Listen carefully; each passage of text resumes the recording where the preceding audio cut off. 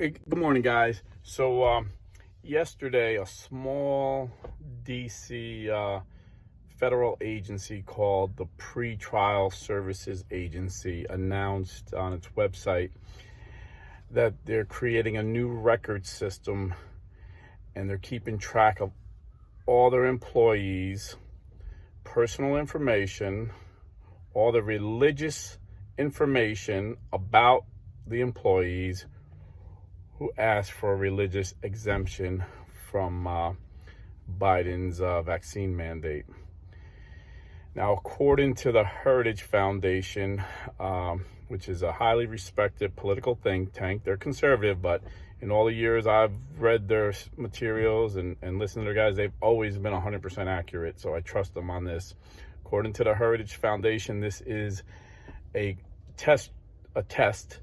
trial that's going to be a model for the entire nation. The Biden administration plans to keep records of all Americans' personal and religious information, all Americans that ask for a religious exemption from this vaccine. Now, not surprising, the Biden administration being the least transparent of any presidential administration since I've been alive, very sneakily put this out in a small government agency that no one pays attention to. There wasn't barely, if Heritage Foundation didn't bring this to our attention, no one would know about it. And the reason they did that is because they didn't want any backlash. If they would have did it with the Labor Department or some big other government agency, a lot of people would have known about it. Because as of this morning, there was only 16 views on this website. So 16 people. Luckily, the Heritage Foundation was one of the people that seen it. And ironically, again, the Biden administration hurts the people they claim they want to help. So it's no coincidence in my judgment that the majority of the pretrial service employees are black, and the majority of people in America that refuse this vaccine, that are vaccine hesitant, are black. And the black population has a larger percentage of religious people than any other group in America. So again, the Democrats are targeting black religious Americans, and it's no coincidence. A few months on my other channel, I don't talk much about it here, but on my other channel, Blue Collar Catholic on Rumble, I talked about the new Jim Crow laws in New York City, where the Democrats made it illegal, like segregated those who got the jab and those who didn't get the jab. So you can't eat in a restaurant if you're unjabbed with those who jabbed. You can't go to theaters, you can't go to gyms, knowing that the majority of New Yorkers that won't get the jab are African American. And ironically, for the first time ever, I agreed with the political leaders of Black Lives Matter in New York. They said this is racist. They even said this is the new Jim Crow law. They knew when some of their members couldn't go into a restaurant and they see it full of white people. They know what's going on. Democrats are very sneaky. This is, I said yesterday, the Democrats' playbook is always to divide us and get as much control as possible. And they use this this new voting law they're trying to push, the John Lewis bill and the Freedom to Vote Act. Nice sounding names, but it's just a power grab from the left. And it's a red herring to the truth, and Joe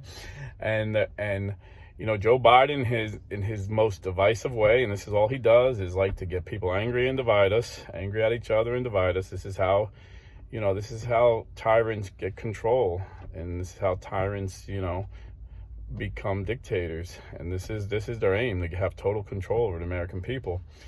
So yesterday, like I said, he was saying, if you don't support this Voting Rights Act, you're a racist. He came right out and said, if you don't support this, you're on the side of Jefferson Davis, not on the side of Abraham Lincoln. Jefferson Davis was a racist. Abraham Lincoln freed the slaves, obviously. He said, if you don't support this, you're on the side of George Wallace, not on the side of Martin Luther King Jr.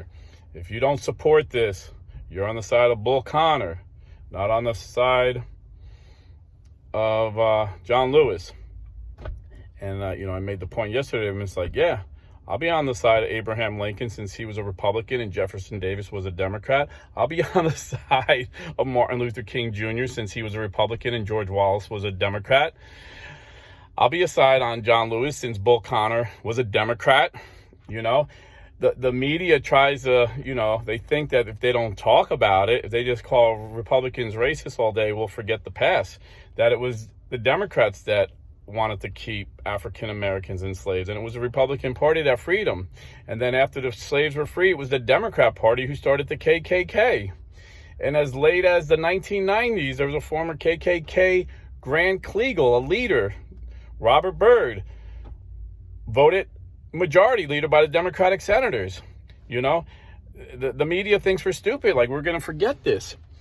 And, but people are waking up. The media called Trump a racist 24/7, and Trump got more of the black vote than any Republican president in modern history.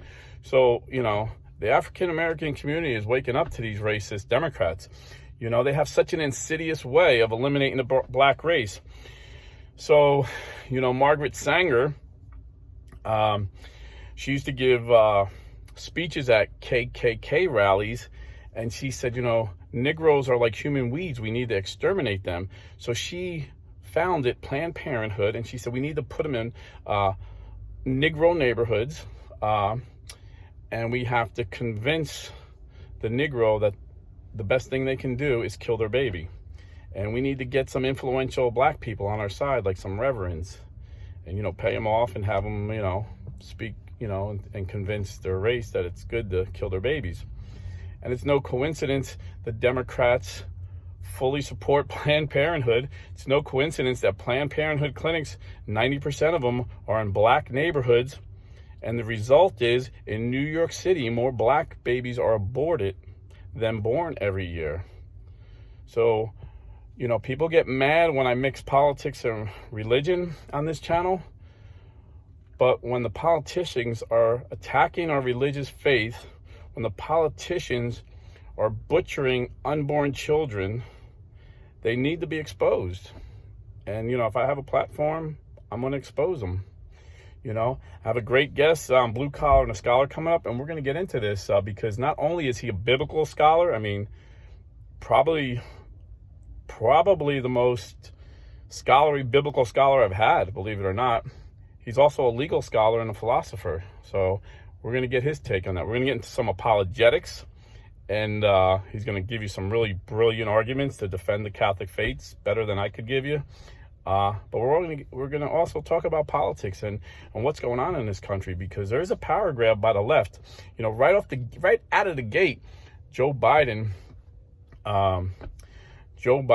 rescinded a law that Trump put into effect that basically called the Mexico City policy, because the bill was signed in Mexico City, where it barred taxpayer money to pay for abortions overseas. That was like his first executive order. His first order of business was to have more babies killed with our tax money. So he's forcing religious people who know abortion is a sin to pay for abortion.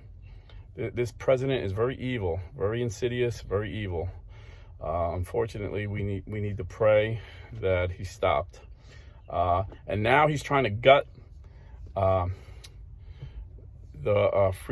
Religious Freedom Restoration Act, where we were given our religious freedoms protected back in the 90s. I think even Clinton may have signed it. Back then, people knew no matter what, our First Amendment is our right to religion and our right to free speech.